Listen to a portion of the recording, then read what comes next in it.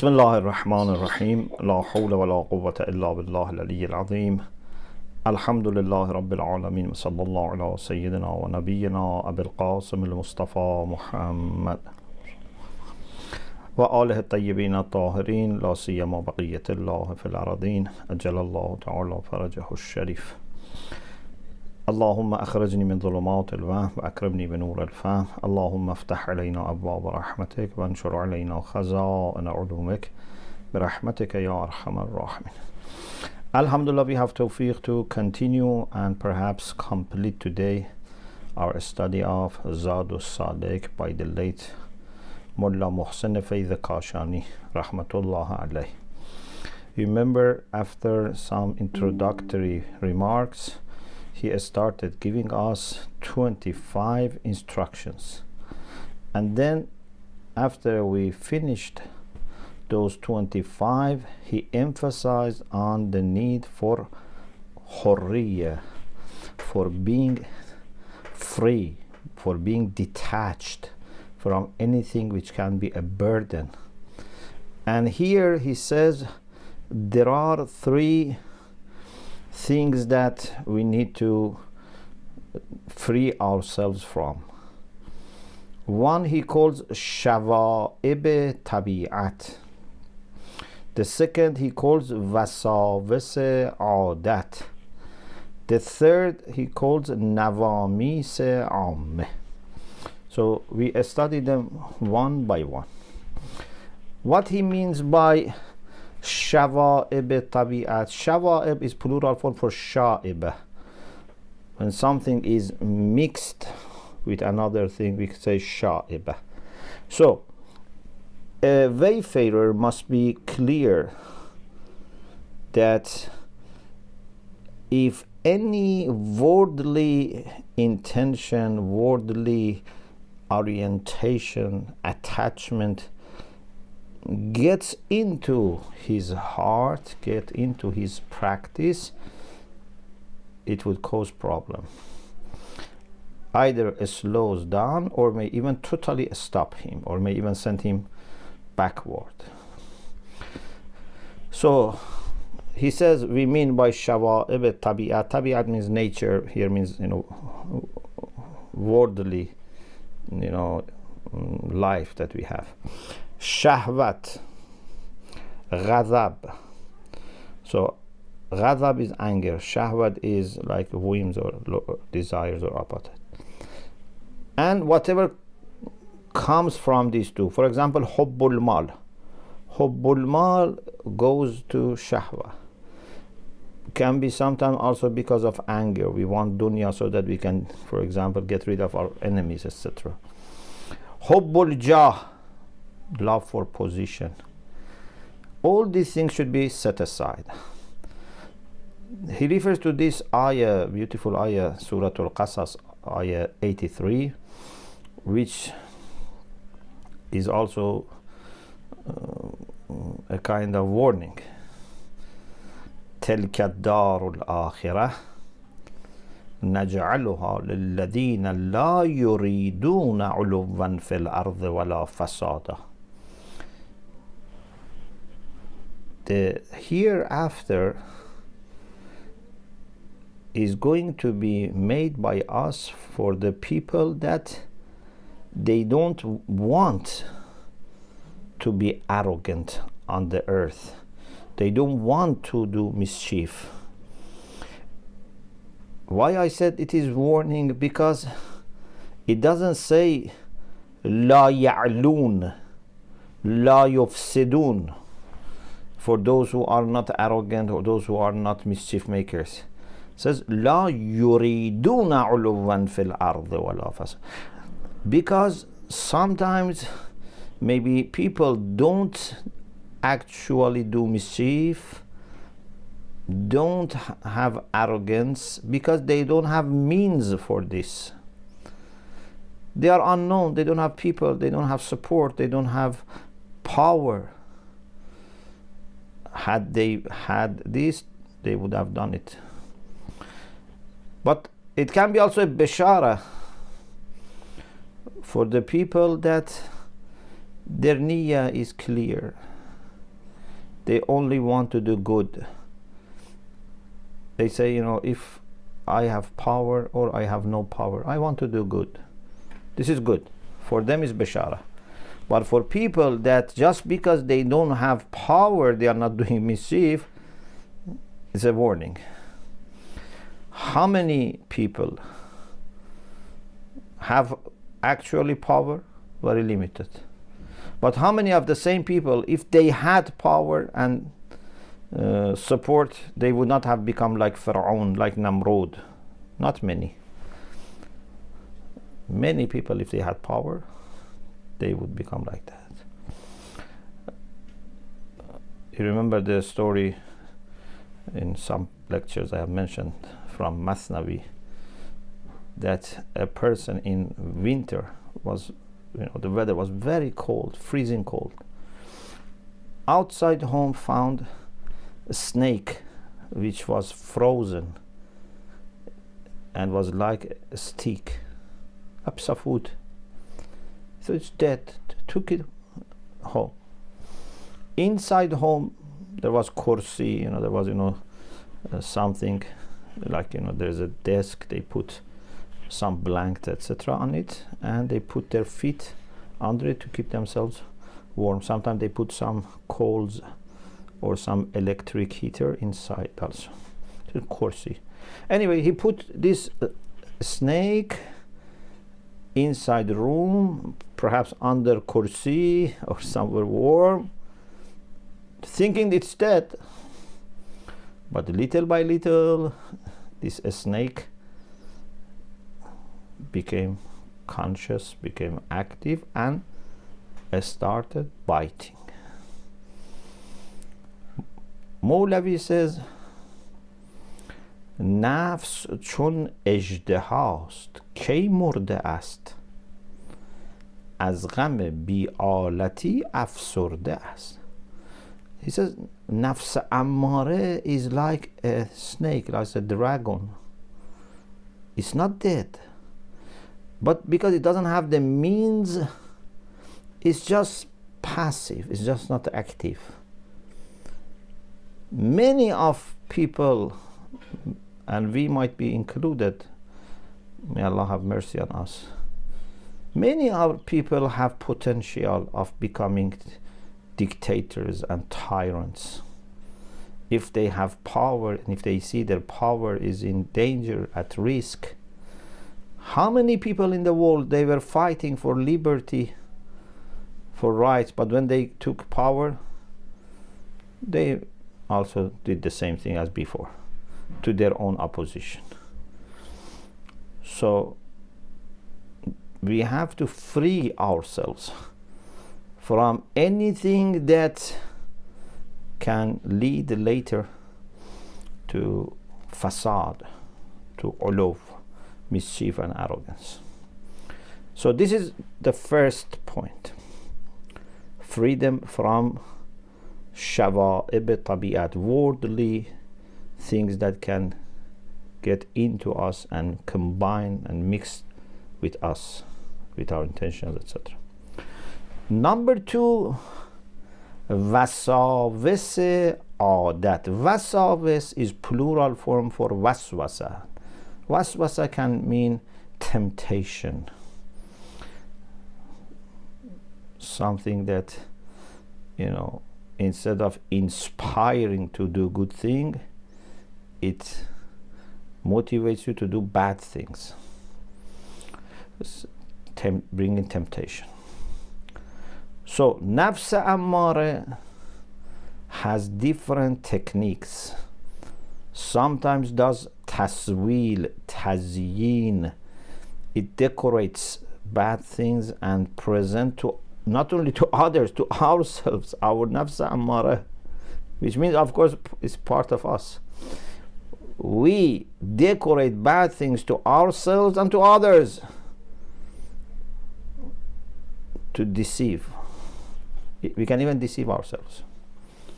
Quran says, "Sawwalat lakum anfusukum,"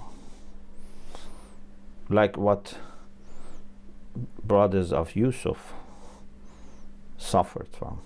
Their own nafs did for them taswil, putting their brother in the well and leaving him alone without any support, any food, etc., for example, or little food, till he dies, or unknown people take him. No one should do this, but they thought mistakenly, by their own self-deception, that this is nice thing. We are not killing him. Maybe they thought, we are very good brothers, we are not killing him, we are putting him in a well. Sometimes those who do bad things, they are also very proud of themselves, that I am not doing worse things that people do, or worse things that people do. So because of corrupt imaginations and thought, etc., they do these things. So we have to free ourselves also from these things, also from vicious traits of character. Another ayah of the Quran which is very serious, and again warning, and is awaking us, is this ayah, Surah Kahf, verse 103. قل هل ننبئكم بالأخسرين أعمالا الذين ضل سعيهم في الحياة الدنيا وهم يحسبون أنهم يحسنون صنعا. Shall we inform you about those who are in greater or greatest? Can we say greater if it considers two? If we consider many groups, these are the worst, the greatest in loss. Who are the greatest people in loss? Those who do mischief and they know? No. They are in a bad situation. But the greatest loss is with the people that their efforts are misguided in dunya. They do bad things and they think they are doing good things. So they never regret, they never try to repent, they never try to fix problems. They never try to go back to Allah subhanahu wa ta'ala. Indeed, they are very happy with themselves. It's great loss. They work hard. They think they are working hard for the sake of Allah, but they are working for their own ego. They spend lots of money. They think they spend, for example, for Allah, for Ahlul Bayt, but they are doing for their own ego. And on the Day of Judgment, when they are expecting to see appreciation and reward, they would receive blame and punishment. May Allah save us from that. The third group, the third thing that wayfarers should, protect themselves from and free themselves from, is nawamis am. What does it mean, nawamis? Nawamis again is plural form for namus. Namus is the Greek, coming from the Greek word nomos, and nomos means law. Law, like qanun. We have lawmakers or lawmakers. Muqannin. General laws, sunan, these are also called namus, nawamis, or dahr, for example, in Arabic. But here is nawamis amme. What does it mean? It means things that are made by people as norms, as customs. People in every culture, they have certain norms. But sometimes these norms are not made by the whole nation or culture. Sometimes, for example, celebrities, people who are famous, people who have following, people who have money, people who have power, they make the norms. So we need to free ourselves from such norms which are imposed if they have no basis in truth, in fairness, in interest. And it is obviously always problematic when it is forced by people who have power, etc., money, because they are not interested in if they are imposing, they are not interested in the interest of the public. If a person who has power wants to do something, they should not impose. They should, for example, see if there is guidance available, any wise way to do this. Not just because I have money, you should listen to me. I decide what should we do as culture. So in the Quran, we have cases about people who are very sad on the day of judgment, why they followed their own leaders and masters. إِنَّا أَطَعْنَا سَادَتَنَا وَكُبَرَاءَنَا فَأَضَلُّونَ السَّبِيلَ. We obeyed our masters and our leaders, and they misguided us. Or the ayah which is in the book, Surah Fussilat, verse 29, رَبَّنَا أَرِنَا الَّذِينَ or الَّذَيْنِ sorry, الَّذَيْنِ it's musanna. رَبَّنَا أَرِنَا الَّذَيْنِ أَضَلَّانَا مِنَ الْجِنِّ وَالْإِنسِ نَجْعَلْهُمَا تَحْتَ أَقْدَامِنَا لِيَكُونَا مِنَ الْأَسْفَلِ. Oh Allah, show us those human beings and jinns who have misguided us, so that we put our feet on them so that they go down. They misguided us, now they should see the results. But many people followed in dunya, unfortunately, and even these people have followed those vicious people. Later they regret. But he has a very beautiful point here. If these norms or customs, in the last chapter of ethical relativism, I have talked about the difference between customs and morals. Also in the last lecture of, I think it was the last lecture of moral philosophy in this semester, we talked about this. Customs, or maybe before last lecture, yeah, I think it was when I was reading from my paper on ethical relativism. So when in a society you are faced with some customs, some norms, some rules. For example, you have traveled to another country, or even maybe in your country there are norms that you may not agree, or you may not have any idea about them. Mulla Muhsin Fayd says, if these norms are not against religion and religious principles, don't get into conflict. Don't try to look odd. Don't try to break these norms in front of the eyes of people who admire these norms. This is where you can say, when in Rome, do as Romans do. This is when what they do is not in conflict in your values, in your, with your religious principles, etc. Okay, it's better to be like them. But if it conflicts, that's another issue. So wisdom requires not to appear as confrontational or as someone who has no respect for what they do. For example, suppose in their society, when someone dies, they have some customs. And when someone is, celebrating as wedding, for example, birthday party, maybe they have other customs. For example, about code of dress, the color. If there is no problem, if there is no religious, problem here, no conflict with your values, with ethics, with fiqh, try to be like them.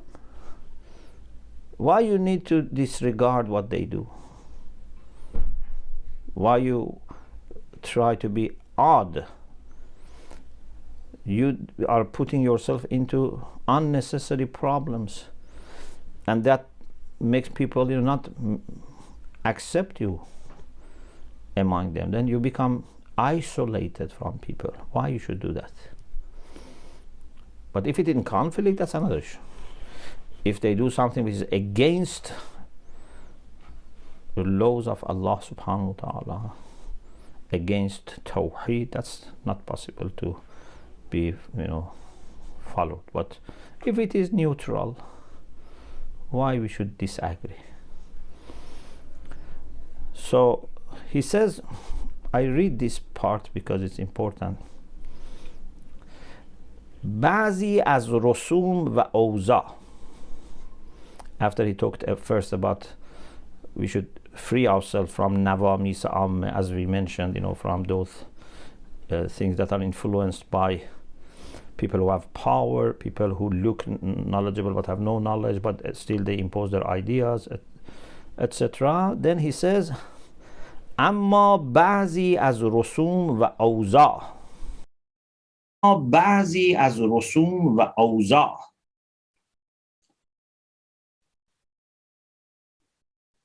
در مانند لباس و معاشرت با ناس که در عرف زمان مقرر شده باشد، متابعت جمهور در آن باید کرد. Some of the arrangements, some of the customs, for example, like dressing, meeting with people, if it has become urf, it's become norm of that society, we should follow jumhur. We should follow the great majority of people. بحسب ظاهر. Even if you are not convinced, okay, try to be like them.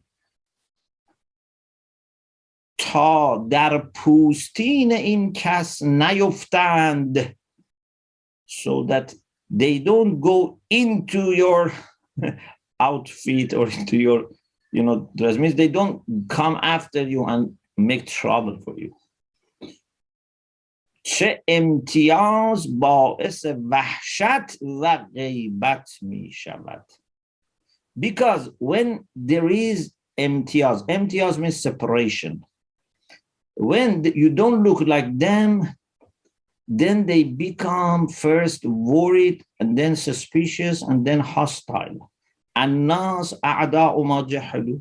Yes, I mean, when we say people are hostile towards what they don't know. So it is true about such cases also. You do something that they don't know, they don't recognize. They say, why this person is doing this? First, friendship is affected. It can lead to suspicion. It can lead even to hostility.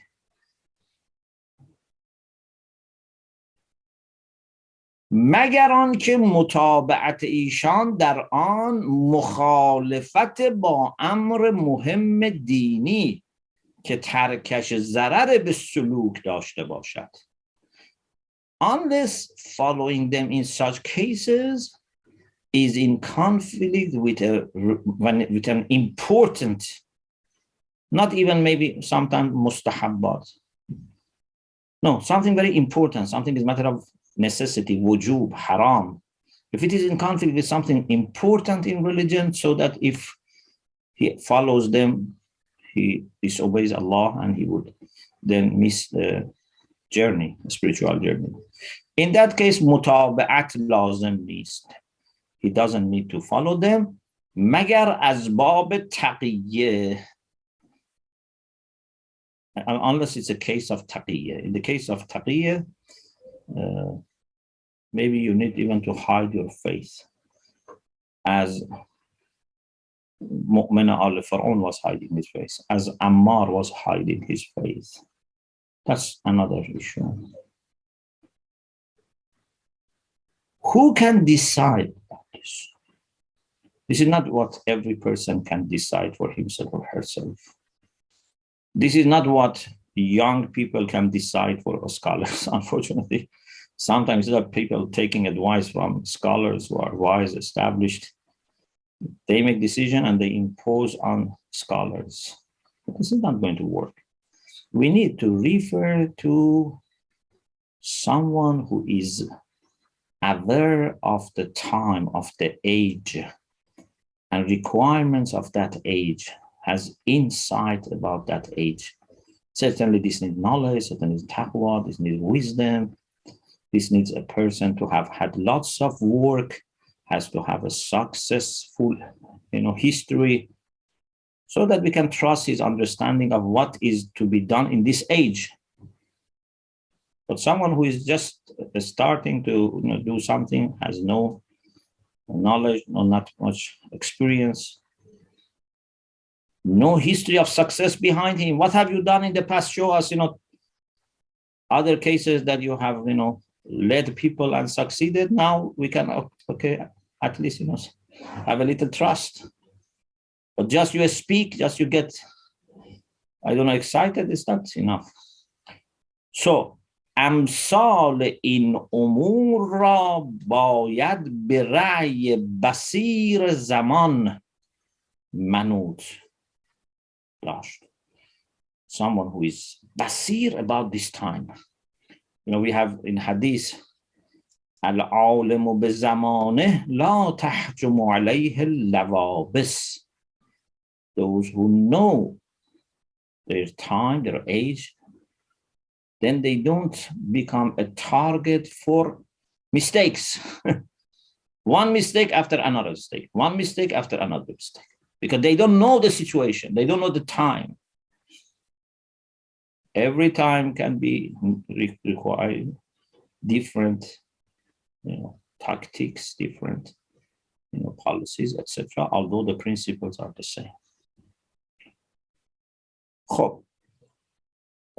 Then he says, whoever follows these 25 things and actually make it obligatory for himself as much as possible, try to, those which are wajib, of course, definitely, those even which are mustahab, as much as possible, but tries to commit himself also to this and do it with the sincerity and seriousness,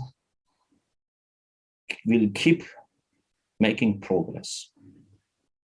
Their hasanat will increase, their sayyi'at will be forgiven, their ranks will be raised. Then he expands on this. I think it's better that I stop here because we have only about a page left and I don't want to rush. So inshallah, in the next session, I will explain what he says at the end and what type of ma'rifah you can achieve, etc. And we try also to have a review of the whole, Zad al-Salik, inshallah. Alhamdulillah, Rabbil Alameen.